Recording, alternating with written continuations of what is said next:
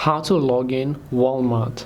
Hey everyone, welcome back to the channel. In this video I'm going to guide you on how you can log in Walmart, so make sure to watch the video till the end.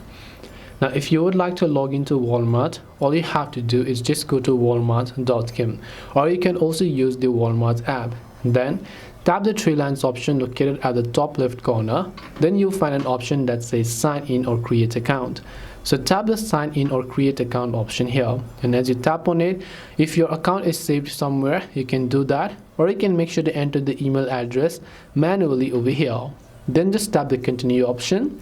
Now you can go ahead and then enter your password. If you don't know what password you have typed in, you can tap the show option here. If you happen to forget your password, you can tap the forgot password here to reset it accordingly.